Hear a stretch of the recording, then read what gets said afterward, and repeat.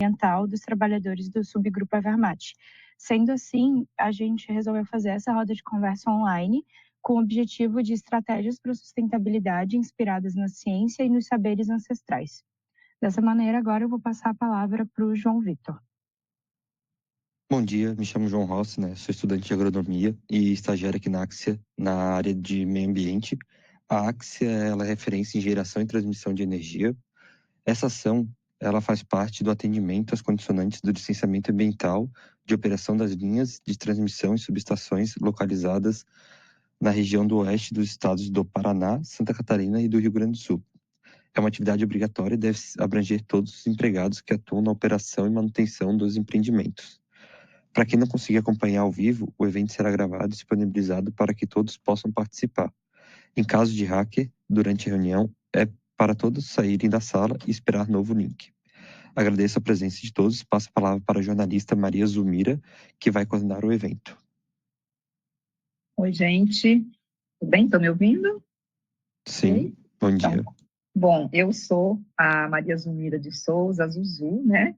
Eu sou uma jornalista, mas antes de tudo eu sou um ser humano, porque, né, quando tem muitas pessoas que são jornalistas, parece que elas não têm essa condição, né, de ser humano, elas veem as coisas numa ótica muito assim. Então, minha vida toda eu trabalhei com essa questão socioambiental, desde 1991, cobri as principais conferências, Rio 92, Rio Mais 10, Rio Mais 20, várias dessas outras organizações, mas hoje eu trabalho, né, nessa área de facilitação de conversas, dirijo documentários, trabalho no movimento, co-criei um movimento aqui em Ribeirão Preto, Dançando com o Clima, onde eu estou, Ribeirão Preto, que é essa cidade assim, que é muito, muito quente, né, onde a sensação térmica no centro ela é pior do que áreas de deserto. E então tem tudo a ver com esse momento que a gente está vivendo. Eu acho que a gente está no momento onde todos os seres humanos estão no mesmo barco, mas alguns estão, né, de canoinha, outros estão de iate, né? E a gente passa aí por um momento que a gente tem que olhar, né, para o papel de cada um nesse mundo. E quando veio esse convite para participar dessa conversa, né, eu fiquei muito feliz porque eu acho que nessa doideira toda, né, que a gente tem aí, todo mundo tem, né, do dia a dia, a gente ter esse momento, né, parar o trabalho e por 45 minutos que seja, você olhar para você, escutar pessoas que estão fazendo coisas, cada uma no seu lugar, né, é um prazer, para mim é um presente sempre ter então, essa oportunidade. Então, antes de tudo, eu gostaria de convidar vocês para a gente fazer um pequeno alinhamento. Eu gostaria que todo mundo colocasse o telefone de lado, deixasse aí só a imagem, sentasse, colocando os pés no chão, a mão nos joelhos, e nos conectando com essa grande força que nos faz estar aqui agora, independente do que você acredita, né? Mas imagino que todo mundo acredite que tem uma força maior que sustenta. A gente coloca o pé na terra que nos sustenta, e a gente se conecta com o céu, com o espaço, e tem o céu que nos protege. E eu queria convidar você para colocar a mão no coração e respirar, ouvindo esse ser que a gente esquece quase, né? Que a gente depende dele. Né? Então, vamos nos conectar um pouquinho só no nosso coração. Agora vamos respirar em 5 e soltar em 8, ou seja, a inspiração ela é mais lenta do que a expiração. Vamos lá. Inspirando, soltando. Inspirando, soltando. Inspirando, soltando. Inspirando, soltando. Agora eu queria que você pudesse se conectar com coisas que você tem gratidão, que você agradece. Às vezes você nem percebe, mas coisas que mantêm a sua vida. Como agora, no meu caso, o ar está bagunçando meu cabelo, o vento que está passando. A lua estava maravilhosa, né? A jabuticabeira daqui de casa, que alimenta não sei quantos passarinhos. Família que a gente tem, os amigos, os antepassados que nos trouxeram até aqui, a espiritualidade que faz com que a gente entenda que é coisa maior do que só o nosso dia a dia. Que você trouxesse uma imagem que você é muito grata por ter vivido a situação.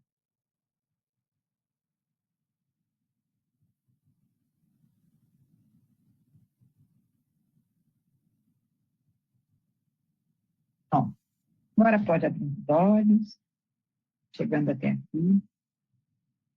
A gente, não sei se todo mundo sabe, que os indígenas, os povos tradicionais sabiam há muito tempo, mas em 2019, a ciência comprovou que o nosso coração tem um cérebro, que tem 40 mil neurônios, e que esse cérebro pode pensar sem conectar com esse aqui, que ele não segue o ego, ele é o que todo mundo fala, siga o que vem do seu coração. Então, eu acho muito importante, nesse momento que a gente está vivendo, a gente olhar para isso, né, e entender que a gente tem um sentido maior de estar aqui. E aí, por isso, eu acho muito importante essa roda de conversa. Nós estamos trazendo 3 mulheres de diferentes lugares desse país, de diferentes origens, de diferentes experiências de vida. E eu gostaria que elas se apresentassem rapidamente, antes da gente começar aí a falar um pouco mais das aventuras que elas estão vivendo, e o que é que isso tem a ver com as pessoas que estão nesse encontro, né? Pessoas que vivem situações de risco, né? Pessoas que estão o tempo todo numa tensão, né? E às vezes falam, nossa, por que eu estou fazendo tudo isso, né? Então, eu gostaria de convidar a Marina Deprá, para ela fazer uma pequena apresentação dela, né? Depois passar para a Celiana e depois passar para a Rilmara, tá? Marina, pode. Bom dia, Zuzu. Vocês me ouvem bem? Sim. Então, muito feliz em estar aqui, iniciando a semana já com o pé direito, com esse grupo incrível. Gostaria de agradecer imensamente o convite da Silvia, que está aqui com a gente também, e falar que é uma honra estar aqui dividindo essa roda de conversa com a Celiana, com a Rilmara, pessoas que não conheço tanto, mas já admiro muito só pelo briefing aqui que foi dado para a gente, né? Falar que vocês têm todo o nosso reconhecimento, meu particular, Marina, né? Porque eu acredito que a ciência veio dos nossos ancestrais, né? E esse conhecimento, essa base que vem da terra, do sol, da energia da natureza, né? É o que nos inspira todos os dias. Tivemos recentemente aqui na UTFPR do Campus Dois Vizinhos um encontro com todas as benzedeiras da nossa região e foi um momento muito especial para todos nós, porque isso faz parte da nossa história. Eu acho que cada um de nós teve alguma experiência durante a sua infância que marcou, e pessoas que marcaram, né? Porque afinal de contas são pessoas que fazem tudo isso. Então, uma felicidade estar aqui compartilhando esse momento com vocês. Como anunciado, eu me chamo Marina, atualmente sou diretora-geral da Universidade Tecnológica Federal do Paraná, aqui do campus Dois Vizinhos. Sou engenheira ambiental de formação, meu mestrado e doutorado são na área de engenharia química, e eu trabalho desde sempre, desde a graduação, com tratamento biológico de efluentes. Brinco que a gente tem que diferir aqui, né? A gente é engenheiro da merda, mas não de merda, né? Então, vamos separar o joio do trigo. Então, trabalho com os efluentes agropecuários, agroindustriais, domésticos. Durante o período da pós-graduação, tive a feliz oportunidade de ser convidada para participar em um projeto com o governo americano, né, junto com a NASA, para tratamento dos efluentes espaciais também, replicando o que a gente faz aqui no Brasil, né? É possível, e quando a gente fala de sustentabilidade, a gente não fala somente de um viés, né? A gente trabalha com o social, o econômico e o ambiental, buscando essa sustentabilidade como um todo, e dentro dessa premissa, nós trabalhamos e desenvolvemos com novas tecnologias aqui no Brasil para tratar esses nossos efluentes, visando transformar isso em água potável novamente, contribuindo para a nossa sustentabilidade. Fizemos isso aqui no Brasil, mas é possível fazer em todas as regiões do mundo também e fora, né? Marina, eu queria que você não contasse tudo agora não, tá? Depois você vai contar essa coisa com mais detalhes, tá? Tá bom, bem. muito obrigada. Nós estamos muito honrados de ter você aqui, né? Com uma história tão linda para compartilhar, né? E depois você vai contar como é que, né? Você saiu daqui do Brasil para trabalhar uma questão de merda lá na NASA. Você vai contar para a gente isso, que é uma aventura muito interessante, que nós estamos muito curiosos para conhecer, né? Agora, eu queria passar para a Celiana. Celiana, antes de tudo, eu queria que você falasse, está aqui Celiana Cricati, que é o seu povo, mas eu queria o nome do meio, como é que pronuncia, que eu fiquei tentando aqui pronunciar e não consegui chegar em nenhum som que fosse parecido. Então, na nossa língua indígena, o meu nome indígena se chama Cupcui, mas para encurtar, pode chamar de Cup. Mas o Cricati, na verdade, era para ser Caracati, mas como a gente vem no mundo moderno, então o nosso povo, né, começou a estudar e colocou Cricati. Então, esse é o nome do meu povo. Então, pessoal, me chamo Celiana Cupcui Cricati, sou do estado do Maranhão, do povo da língua G. Como eu falei, tenho 28 anos, sou liderança, multiplicadora, estou como presidente da Associação das Mulheres Indígenas do Cricati, eu coordeno uma equipe de homens aí ao combate aos incêndios florestais, coordeno também mulheres voluntárias, brigadistas aí, também com o mesmo objetivo. Fui renomeada recentemente como conselheira aí das mulheres pelo município, procurar os direitos das mulheres, e também estou recentemente aí nessa luta também dos desafios, mas que eu estou também me formando, também em pedagogia, e também estou aqui como mulher, como brigadista, como mãe, como liderança, como uma guerreira, como mulher que tem uma história rica, história complexa também, mas que a gente está aí nessa resiliência, nessa luta, e a gente está aqui hoje onde a gente está. Então, me chamo Celiana, eu sou a mulher do fogo, sou a mulher que luta, sou a mulher que busca em prol do nosso povo. Você está falando de onde mesmo? Onde é que você está? Você está na aldeia, né? Estou nesse momento na aldeia São José, porém, como eu falei, a minha aldeia foi fundada recentemente, fez 1 ano agora em julho, não tem energia, não tem água, porém, a gente busca da nossa aldeia até a outra casa que tem energia, que tem água potável, em torno de uns 15 a 16 quilômetros, porém a gente vai em busca aí de ter o que a gente quer. Porém, a gente não desiste, sou mulher e não desisto, então a gente vai atrás. Muito bem. Agora, eu queria passar para a Rilmara Correia. Rilmara, tem muita gente que fala cacica, a gente até anunciou você como cacica, e você está ali escrito cacique. Como é que é essa história? Onde você está? Como é que você prefere ser chamado? Cacique ou cacica? Bom dia a todos e a todas, eu sou a Rilmara Correia, sou cacica. Só um pouquinho, acho que você está cortando na imagem, não sei se para todo mundo, eu só estou vendo do nariz dela para baixo. Então, vai só um pouquinho para trás, querida, só para a gente poder ver você. Tá? Só um pouquinho. Passa o telefone, eu vou ser. Aí tá ótimo, agora tá lindo. Agora ficou bom? Pronto. Bom dia a todos e a todas, eu sou Rilmara Correia, sou cacica, estou aqui em Nova Esperança. Aqui o nosso povo é Ponta de Rama, Pancararé e Pancararu, que são duas aldeias grandes, territórios, né, demarcados em Pernambuco e na Bahia. Sou filha de Jaime Correia, um dos grandes articuladores dos direitos dos povos indígenas do Alto Sertão de Alagoas. Me tornei cacique recentemente, né, há 3 anos, após o falecimento do meu pai. Eu sou a quinta, né, filha de 6, então eu tenho 2 irmãos homens mais velhos. Mesmo assim, a obrigação de assumir essa responsabilidade, né, na liderança, né, do nosso povo chegou até mim. E aí, em relação a essa questão do cacique e cacica, né, é mais pela questão da questão do feminismo, né, da gente dizer que nós, né, podemos ser, tem cacique e também tem cacica. Mas como na língua portuguesa tem só o cacique, né, aí então eu utilizo cacique Hilmara Correia, devido a essa questão. Eu sou educadora socioambiental pela Educação Gaia Brasília, sou multiplicadora indígena em restauração ecológica e coordeno o projeto Raízes Encantadas, restaurando o bioma Caatinga. Esse projeto, dentro da minha comunidade, né, visa mais a questão da educação ambiental e preparar o nosso povo para a vida no território.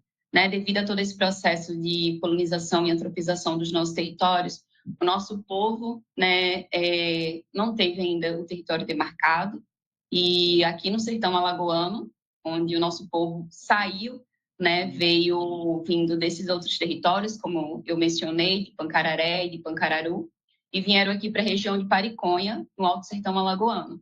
Justamente muitas das famílias fugindo de todo esse processo violento que foi o processo de colonização, né, dos nossos territórios. E nos realdeamos aqui nessa região e com o tempo, minha família, que também vem de uma luta não só pelos direitos indígenas, mas também sociais como um todo, lutou contra a ditadura militar, foi resistência contra a ditadura militar, que foi muito violento para a gente também aqui do Alto Sertão, que buscava exterminar, né, os nossos povos através do coronelismo, da opressão, né, e também da instalação das igrejas, né. Então, em todo o aldeamento, eles saíram colocando uma igreja. Então, parte do que hoje representa a nossa espiritualidade também leva, né, alguns significados, alguns símbolos, né, católicos. E venho desenvolvendo, né, esse projeto dentro da comunidade com esse principal objetivo, preparar o meu povo para a vida no território quando a justiça chegar, né, para os nossos povos. Isso é algo que sempre me emociona, porque o território é algo muito importante para todos nós.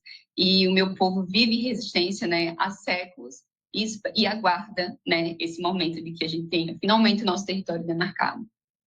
E devolver... Uma missão linda que você vai contar mais depois para a gente. Eu também sempre me emociono quando a gente fala, né, de um povo que é do território, mas não tem território. Eu acho uma situação assim, né, extrema mesmo, né? Quando a gente está, todo mundo aqui, ninguém consegue se imaginar passar 5 minutos sem celular e a gente falando de comunidades que ainda não tem água, não tem energia, né?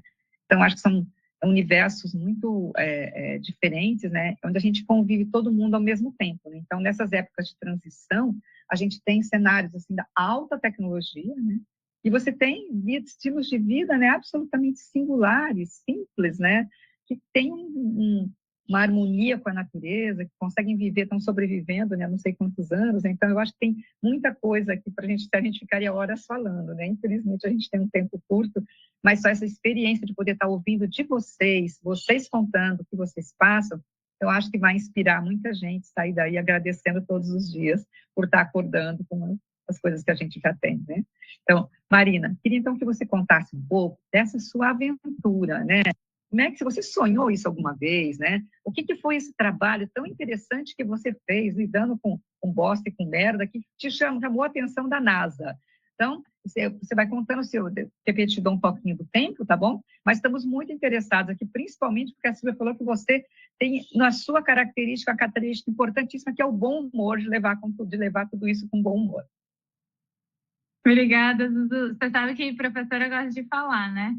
Então, sinta-se à vontade para me interromper aí em qualquer momento. Eu já estou aqui, assim, cheia de perguntas para a Celiana e para a Hilmara também, fiquei super curiosa sobre as atividades delas. Maria, deixa eu falar uma coisinha. Quem está assistindo, que entrou depois, nós estamos com 51 pessoas, que não pegou desde o começo, vocês podem ir colocando comentários de onde vocês estão, se vocês querem fazer alguma pergunta, tá? Já vai colocando aqui no chat, que às vezes a gente não tem nem condição de responder tudo, mas para quem chegou depois aí, só para se sentir incluído, bem-vindos e bem-vindas, né? Que seja um momento de compartilhamento e de muita coisa legal que vocês estão chegando aqui. É um pouco tempo, mas com certeza de qualidade. Vai, desculpa a interrupção, porque eu vi que estava entrando gente aí. Imagina, Zu, pode interromper, você que está mediando o pagode aí. Mas respondendo, né, a sua pergunta, não, nunca sonhei, né? Acho que são oportunidades que aparecem na vida da gente. Eu sou muito de duas premissas, assim, na vida, né? Independente de onde você estiver, faça o seu melhor, né? Nem sempre a gente está ocupando ou está em lugares que a gente gostaria de estar dentro de um planejamento de vida, até chegar lá, né? Onde você estiver, faça o seu melhor. Abaixe a cabeça, dê o seu melhor em cada atividade, cada ação que você fizer, porque nós somos livres para fazer as nossas escolhas, mas também nós somos responsáveis, né, pelas consequências das escolhas que a gente faz. Então, eu vinha trabalhando com tratamento de efluentes desde o período da graduação, e essa é uma história longa, né, que talvez seja a parte mais engraçada que a Silvia comentou, porque eu era atleta, né, na época da adolescência, a única coisa que eu sabia era jogar vôlei, então nunca imaginei que estaria fazendo um curso de graduação em engenharia ambiental, né, mas meu pai disse, você não vai, você vai por aqui, e eu falei, como, né, como uma filha muito obediente, com toda a sua maturidade, depois de chorar muito, falei, então tá bom, então vamos para engenharia, né, e acabei gostando muito dessa área, então comecei a trabalhar com tratamento biológico de efluentes. Entrei na pós-graduação, me formei na UFSC, né? Vi que o Jonas e que a Júlia, desculpa, e o João também estão aí na UFSC, né? E durante meu período da pós-graduação, frente a diversos desafios e não conseguir configurar uma biotecnologia para os micro-organismos que eu estava trabalhando, a gente resolveu criar uma nova tecnologia, né? Então, consegui desenvolver essa nova tecnologia, né? Foi patenteada no Brasil e no mundo. A quarta patente, por sinal, saiu lá de 2016, saiu em fevereiro desse ano, de 2025, né? Demonstrando que não existe nenhuma tecnologia como a gente fez a tecnologia brasileira. E durante esse período, a NASA possui um compromisso com o governo americano de reciclar 95% dos efluentes que eles produzem.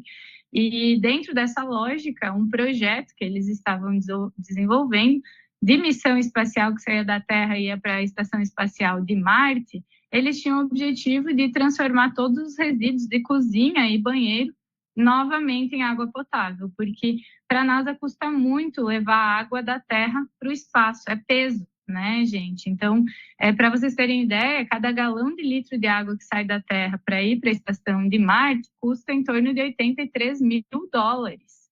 Então, simplesmente pela gestão da água, são milhões e milhões de reais, né, investidos nessa temática. Então, a NASA trabalha sempre com projetos, né, e chama equipes de trabalho aí do mundo todo. Eu tive a oportunidade de estar trabalhando, né, integrando a equipe com as imagens, com a galerinha aí que passou nas imagens também, trabalhando no sistema de tratamento, porque a tecnologia que eles escolheram dizer respeito à temática da minha dissertação de mestrado e tese de doutorado. Então, realizamos esse trabalho em conjunto e aí tivemos a grata surpresa de, em 2018, recebermos um dos principais prêmios de transferência de tecnologia dos Estados Unidos, né, que é o FLC Award. Então, fui laureada, né, junto com toda a equipe que trabalhou aí no desenvolvimento. Nas imagens apareceu o reatorzinho que a gente utilizou, que foi dimensionado pela equipe de engenharia para fazer esse tratamento desses efluentes também. Com a tese de doutorado, eu acabei ganhando a menção honrosa aqui no Brasil do prêmio CAPES Tese de Doutorado, né, que premia as melhores teses de doutorado anualmente. E aí foi um feliz convite, uma boa experiência. E eu sempre falo, né, gente, endosso aqui, apesar dessa experiência internacional, sobre a nossa força do Brasil, né, porque viver uma experiência internacional é importante. Nível de infraestrutura, né, nós temos muito a evoluir ainda, mas ainda com os desafios que nós temos para desenvolvimento da ciência aqui no Brasil, a gente compete de igual para igual com esses outros países. Isso, para mim, né, visão marina, mostra que a nossa força de trabalho é ainda melhor nesse sentido, né? Porque a gente passa por todos esses desafios, a gente não tem a mesma facilidade de aquisição de insumos, de políticas, e ainda assim a gente faz o que precisa ser feito. Então, tenho imensa admiração por todos os pesquisadores, professores e pessoas que contribuem com o desenvolvimento da ciência e da tecnologia, que causam um impacto regional e social, como a gente tem aqui as outras colegas também trabalhando, cada uma na sua área, nessa vertente. Muito obrigada, Marina. Foi muito dentro do tempo, tá ótimo, foi super bem dentro do tempo. E eu acho que a gente tem uma coisa de uma criatividade, né? Eu acho que quando a gente não tem tudo pronto, né? A gente acaba desenvolvendo coisas que lugares que tem tudo pronto não conseguem desenvolver, né? Então, acho que é um pouco isso que a gente traz também, né? Acho que cada brasileiro traz isso no seu DNA, né? Uma história a ser construída, né? Muitos lugares tem muito pouco para construir, mas a gente tem uma história inteira para construir ou reconstruir, em alguns casos, né? E às vezes, só complementando essa sua fala, que ela é muito didática, né? Muitas vezes a gente fica muito tempo tentando alguma coisa que já existe, né? Eu passei por esse processo durante o mestrado, tanto que eu cheguei no final do mestrado e falei, não pode ser verdade, eu não sirvo para fazer isso aqui, né? Estava lá tentando, assim, eu testei mais de 30 configurações de reatores diferentes. Eu falei, não, tem coisa que a gente nasceu para fazer, coisa que a gente não nasceu para fazer. Eu falei, eu não nasci para fazer isso aqui, né? E aí chamei o meu orientador, porque eu ia comunicar a ele que não entraria no doutorado, né? A gente se encontrou num posto de gasolina, nunca vou esquecer, numa cidade no interior de Santa Catarina. E aí eu falei para ele, falou que, nossa, estava sendo uma decepção muito grande, porque aí ele pegou um pedacinho de guardanapo de papel, assim, do posto de combustível, com uma caneta, ele falou, oh, você está aqui, mas daqui 5 anos você pode estar em um lugar diferente, isso é uma escolha. Então, se você não conseguiu aplicar nada daquilo que existe, por que você não cria? E eu nunca tinha parado e falado, mas será, né? Criar um negócio assim? Mas, nossa, não, alguém vai fazer isso no mundo, mas não vou ser eu, né? Alguém vai desenvolver isso, uma grande empresa, uma grande tecnologia, né?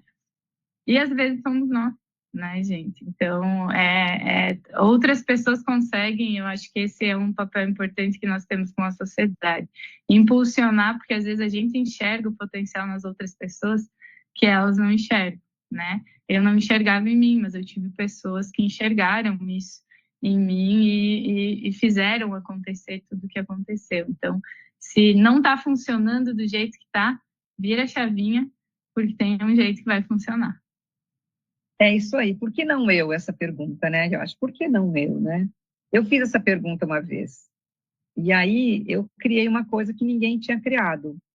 Eu era uma jornalista que não me conformava em fazer notícia que virava embrulho de peixe no dia seguinte, quando tinha jornal. Hoje nem jornal tem mais para embrulhar peixe, né? Então, muitas notícias que a gente produz não servem nem para embrulhar peixe. Então, foi dessa angústia minha que eu acabei criando o primeiro telejornal de meio ambiente da televisão brasileira, que é o Repórter Eco, que está no ar até hoje. Ele é um programa semanal, mas começou assim. Eu perguntei, por que não eu? Nem perguntei, mas eu fui fazendo nesse sentido, né?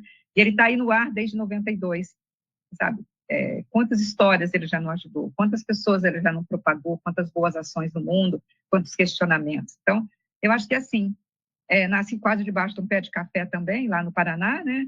E aí, mas como é que essa menina vai fazer isso, né? Sonhando, acreditando que a nossa história é a história mais poderosa que a gente tem. A gente só tem a nossa história. Quando a gente reconhece o poder que a gente tem, a gente transforma não só o lugar onde a gente vive, mas também o mundo. E eu acho que essa foi a história da Celiana, que em algum momento aconteceu alguma coisa na vida dela que ela descobriu que ela poderia ser a mulher do fogo, não é de qualquer lugar da Amazônia. Celiana, com você. Então, pessoal, mais uma vez, bom dia a todos e a todas. Como mulher indígena, brigadista, liderança, multiplicadora, coordenadora da equipe, né, conselheira aí do município, isso não é para qualquer um. Né? Como a Marina disse, às vezes eu me perguntava, será que eu consigo? Será que eu posso estar onde eu estou? E realmente é um desafio. A gente precisa de desafio para descobrir o que a gente quer na verdade.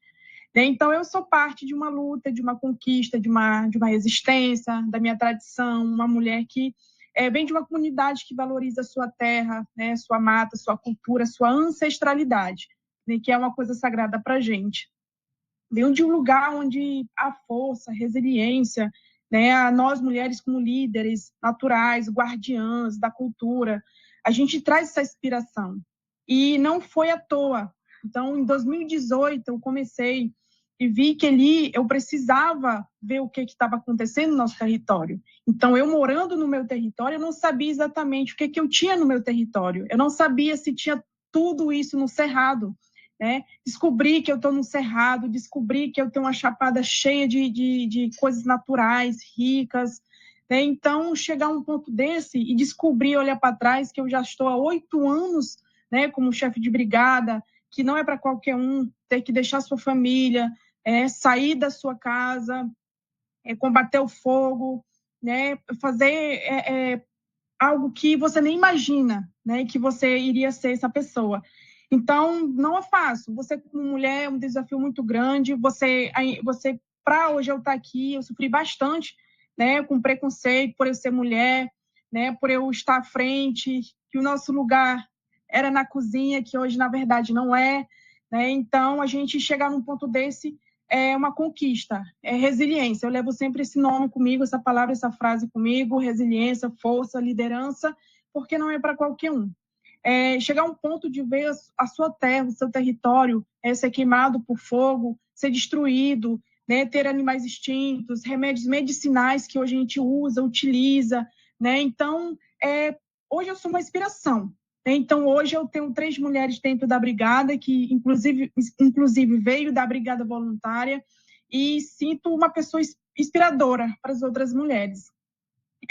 Hoje a gente chega e vê um território indígena, você vê uma reserva que você pode ver ao seu redor, que ela é totalmente desmatado, não existe mais água, você não vê mata em redor, e você pode chegar em qualquer terra indígena, você vê água, córrego, é pouco, mas você vê uma mata, você vê um animal, você vê uma cutia, você vê um macaco, você vê uma ave. E recentemente entrei num programa Saberes, né, que estou aí me formando como professora, e eu descobri vários animais que eu não sabia que existia. Então, a gente vê que há uma extinção grande, extinção total do nosso território, né? Você chegar aqui e ver, entender melhor sobre o fogo, o que o fogo faz, qual é o período certo do fogo bom, qual é o período ruim do fogo ruim. Então, isso nos traz uma explicação de que a gente está ali para entender o que a gente faz. Então, essa é um pouco da minha história. Se eu pudesse contar essa história, assim, sabe, imensamente, eu poderia contar. Inclusive, antes de finalizar a minha fala, eu gostaria de, desde já, pedir esse apoio para vocês que são grandes, a gente chama de vocês, que vocês são a cabeça grande do negócio, vocês que entendem sobre isso, para que a gente possa chegar a buscar apoio financeiro, recursos e projetos, para que a gente possa conseguir estabilizar, tentar um máximo aí de equilibrar, pegar projeto para poder executar mais voltado à restauração ecológica.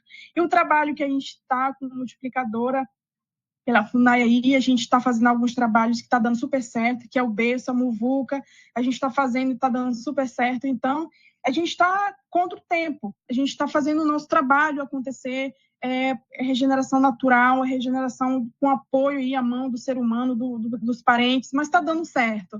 Então, assim, é um pouco da minha história, né, como mulher brigadista, que vai para combater o fogo, que pega no motosserra, que pega na roçadeira, no soprador para combater o fogo, soprar o fogo para o fogo não passar, né, para matar outros animais, outras aves, e coordena equipe, que não é fácil, né? Você chegar numa equipe, supervisionar, coordenar, é muita responsabilidade, é compromisso, é você ter a capacidade, o dom de dominar o que você faz e, sabe, você sair fardado é mais responsabilidade ainda, você dirigir, você ser chefe de brigada, você combater o fogo ao mesmo tempo, sabe? Você tem que saber conciliar o seu trabalho como mãe, como liderança, como mulher que está ali na sua comunidade. Então, esse é um pouco da minha história sobre o fogo. Sou a mulher do fogo, sou a mulher liderança, sou a mulher multiplicadora que multiplica com a minha comunidade.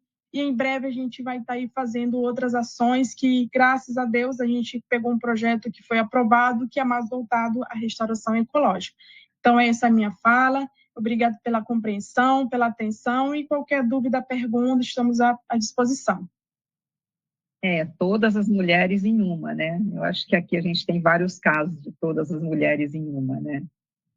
Como é que um ser, né, pode ter tantos papéis ao mesmo tempo, né? E ainda está com essa cara boa aqui, né? Aí linda, né? Desfilando esse sorriso, com essa confiança de que as coisas vão chegar, porque elas têm que chegar, né? Acho que é um pouco isso. E a cacica, eu gosto de cacica, assim, eu acho que tem que criar neologismos na língua. Eu acho que se tem uma questão que não bate ao coração, a gente tem que criar algo novo, como foi colocado aqui. Eu tenho várias amigas cacicas já, então eu acho que é legal ser chamada de cacica. Então, gostaria que a Rilmara, essa cacique, né, contasse um pouco dessa história dela, né, que é também se alimentar todos os dias com esse sonho de ter o território, né? Então, como é que é isso, né? Como é que você todos os dias acorda sabendo que você tem essa missão, como é que você vai e como é que você chegou nesse lugar? Porque não deve ter sido uma historinha fácil, né?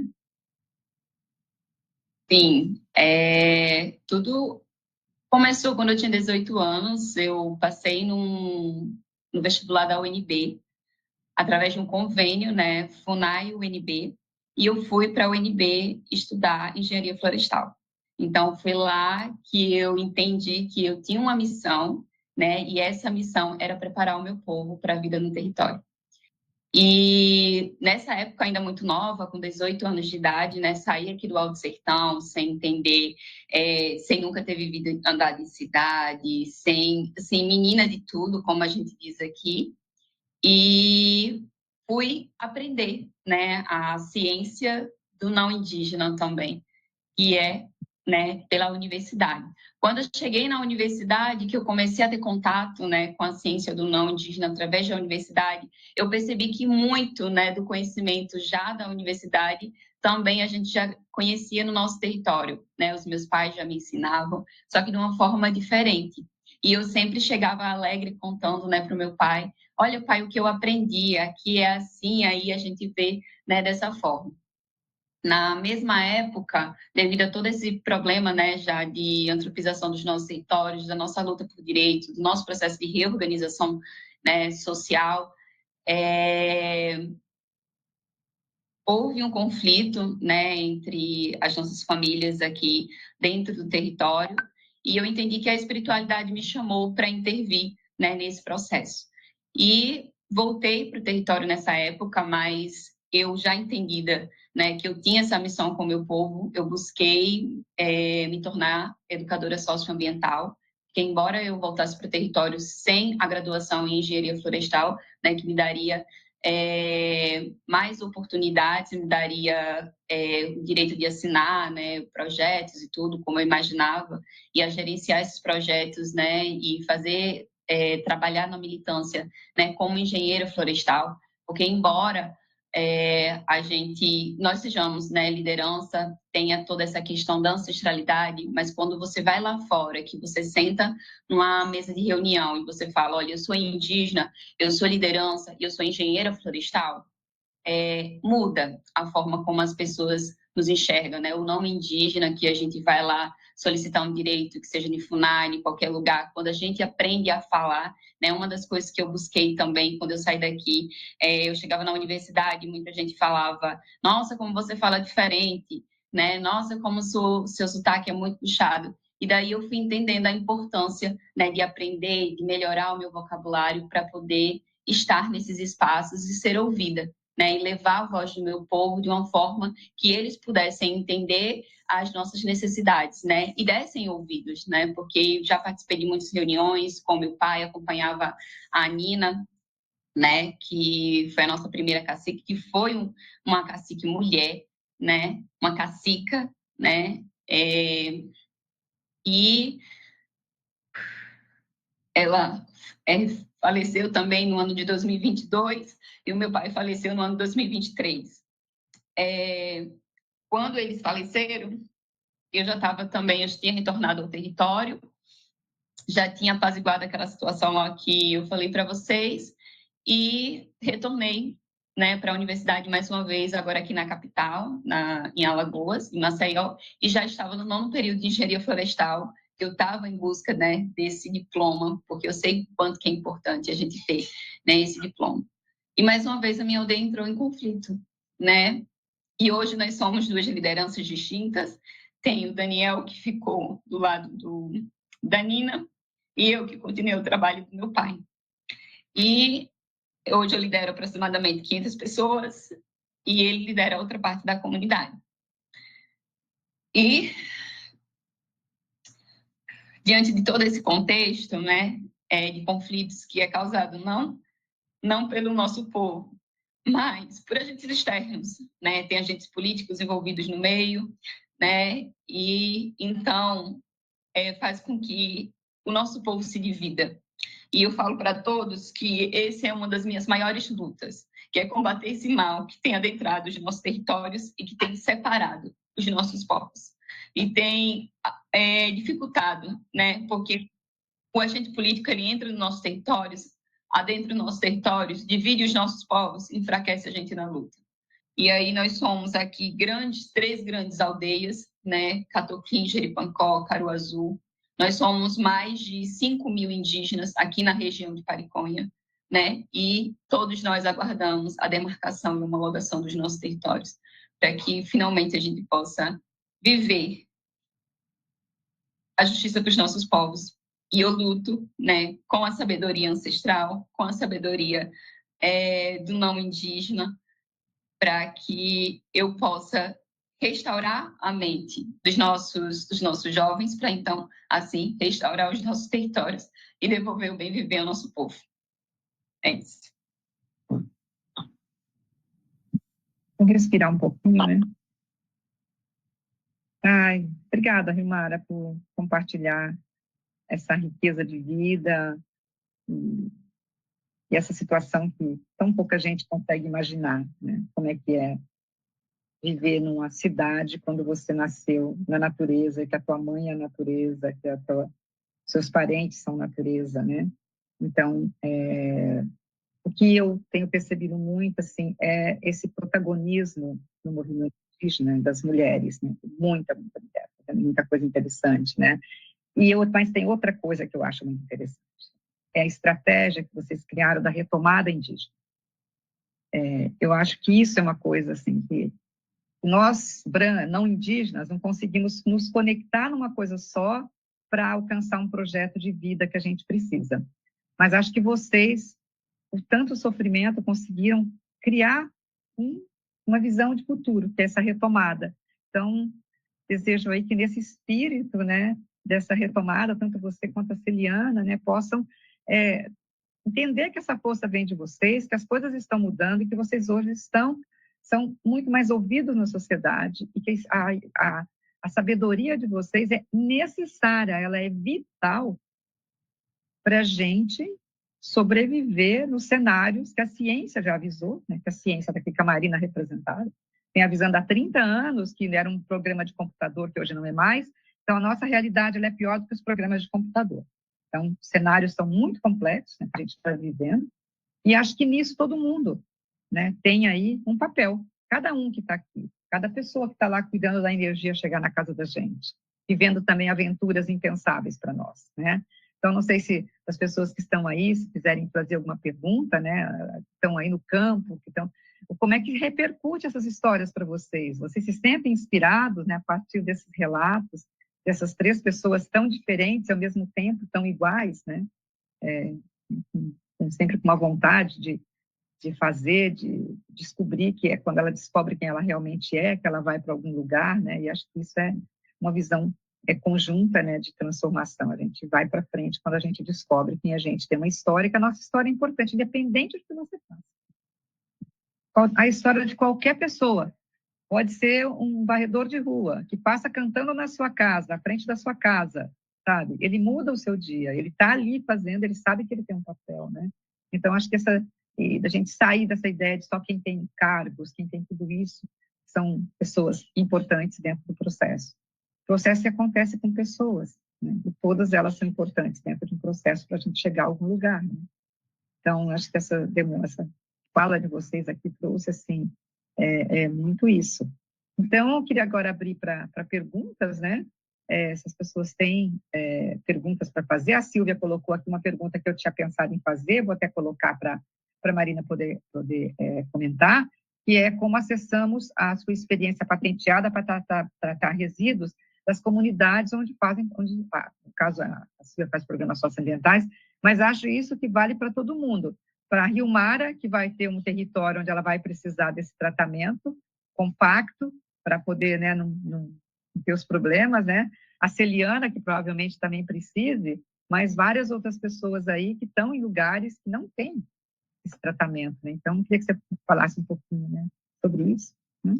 Sim, obrigada, Dudu. Eu vou só fazer uma parte, se vocês me autorizarem, com a fala da Rimara, porque queria endossar a importância da representação da mulher nesse sentido.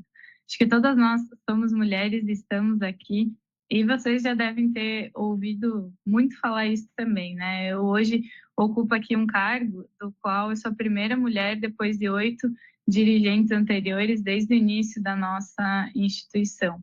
E por muitas vezes a gente ouve sobre porque a mulher ela se emociona, a mulher ela é mais emotiva, e eu sempre falo isso. Que bom, né, gente? Que bom que a gente tem emoção, porque ninguém é máquina, né? Se fosse, a inteligência artificial resolveria os nossos problemas, nós teríamos softwares e hardwares.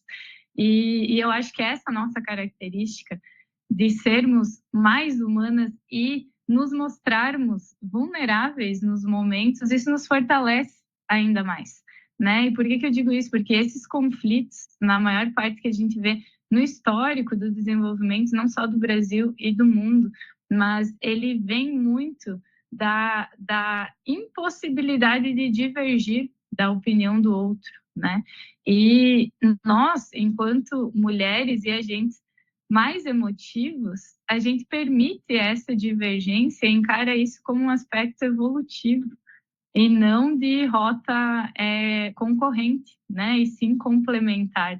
Então, isso que a Rimara me falou, desse movimento tão forte que ela tem trazido para a comunidade, isso é a inspiração para a nossa vida e para todos os dias, porque a divergência não quer dizer que a pessoa vai virar sua inimiga e que a gente precisa firmar um conflito aqui para isso. Muito pelo contrário, a gente tem maturidade e o histórico nos mostra que a gente consegue sentar e chegarmos a um denominador comum, né? Às vezes não vai ser a minha opinião, nem a opinião do outro, mas onde é que a gente consegue equilibrar isso para a gente evoluir enquanto sociedade, para a gente juntar força? Então, parabéns, Rilmar, eu compartilho muito dessa sua fala e desse seu esforço, porque cada um, obviamente, dentro da sua proporção e na sua caixinha, é uma ação que a gente tenta fazer todos os dias. Nunca vamos agradar a todos, né? Porque as opiniões, elas são contrárias, mas é um movimento que a gente precisa parar no Brasil, né?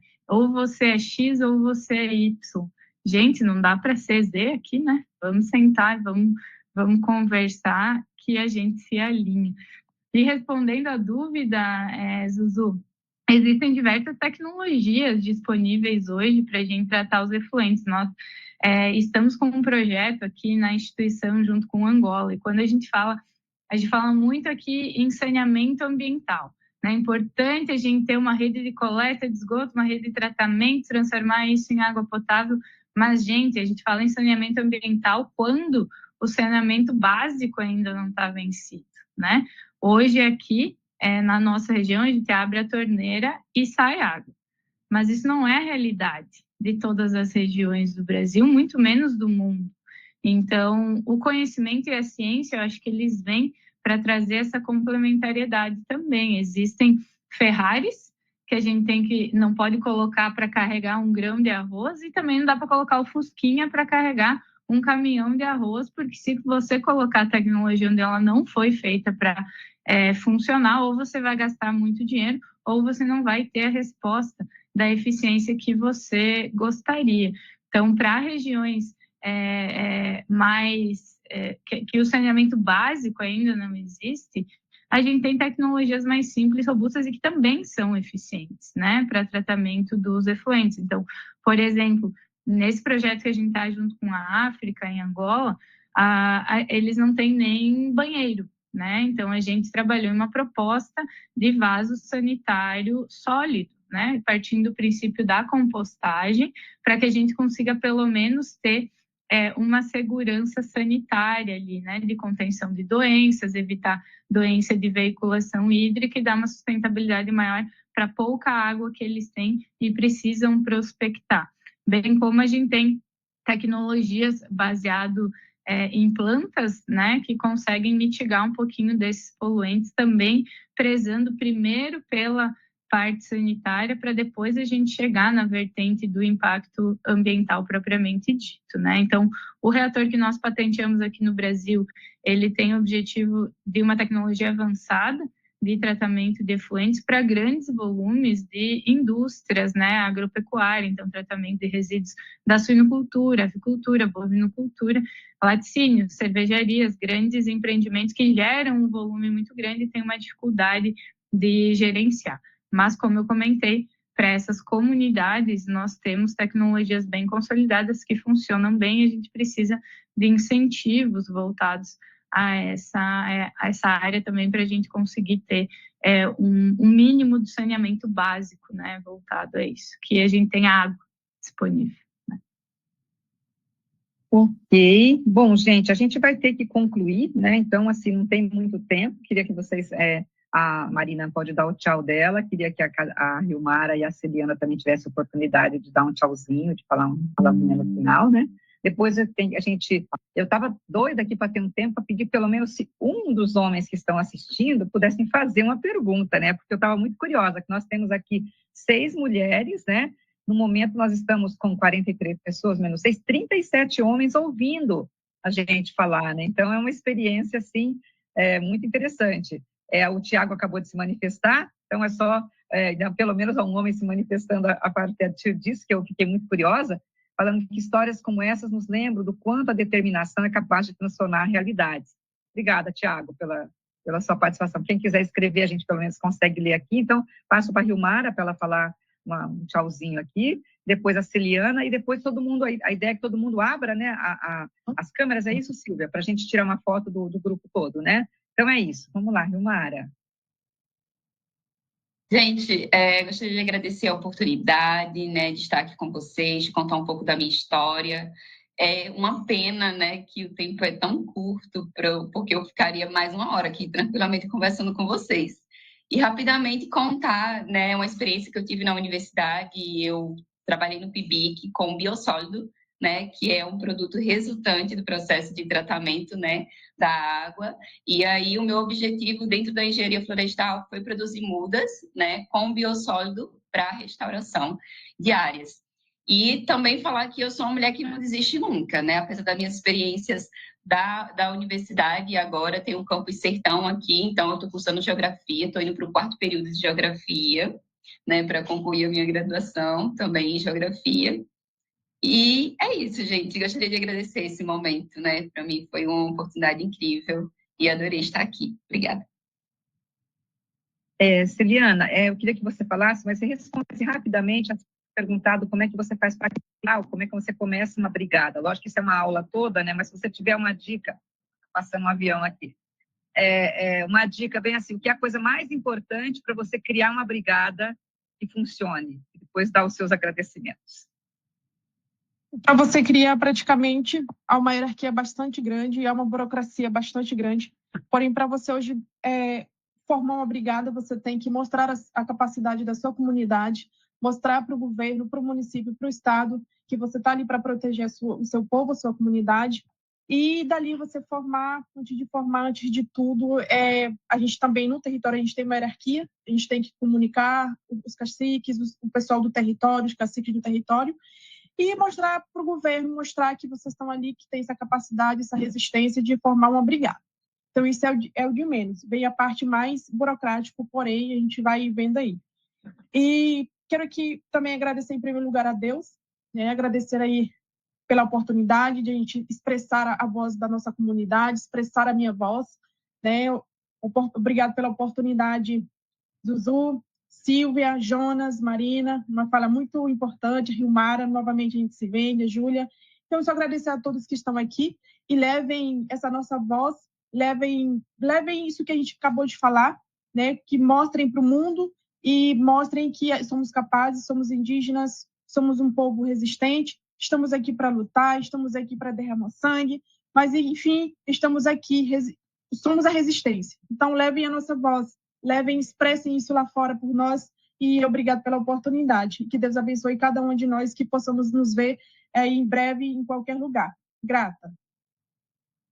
Bom, acho que eu também quero agradecer a oportunidade, a Axia, a Silvia, o Jonas, agradecer o João e a Júlia, que fizeram as boas-vindas, né? Muito obrigada. Todo mundo que está trabalhando por trás de tudo isso, para que isso aqui aconteça, né? E dizer que o meu sonho é que a gente possa sair da resistência com S para a resistência com X. Onde a gente possa ter o direito de existir, não só de resistir.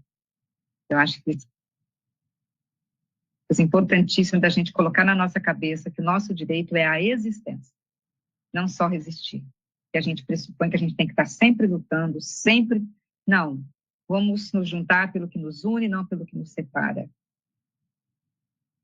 Então, teria de deixar essa mensagem aí. A gente está falando em regeneração, a gente está falando em resiliência, mas a gente tem que falar em resistência com X, nosso direito de existir. E isso leva a gente a pensar que a grande força que a gente tem é o coletivo, que essa força não é mapeada, e que a gente, quando a gente não se mapeia, não sabe onde a gente está, as vozes que a gente tem, a gente serve a projeto de outras pessoas, de outras organizações, de outros sistemas. Então, acho que é muito importante a gente ir se juntando, se mapeando, falando, estamos aqui. E a gente vai ver que o território tem muito mais do que 200 e tantos milhões de pessoas. A gente tem histórias para serem contadas e para serem reafirmadas e fazer desse país o que ele merece ser. Muito obrigada. Agora vamos fazer a foto, todo mundo fazendo o seu melhor sorriso. É isso aí, Jonas? Depois a Silvia vai mandar, tá bom? Então, vamos aí fazemos o nosso melhor para a nossa carinha ficar bem linda aqui, para esse registro.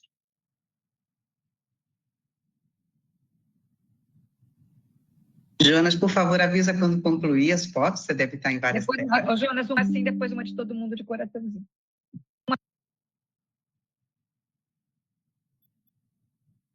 Aí, então, eu não consigo ver todo mundo. Quem puder abrir a câmera, gente, abre, por favor. Tá?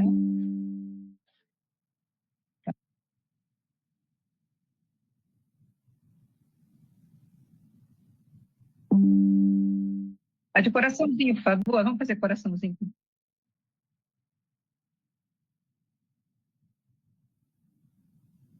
Muito obrigada a todos e todas, que tenhamos aí um excelente dia, um excelente ano e um ano novo que venha com muito mais coisas, com coisas melhores do que a gente está passando, né? Que a gente aprenda com esses desafios. Beijo para todo mundo, gratidão. E nos vemos em breve, espero. Até mais, gente. Um prazer. Tchau, tchau. Tchau.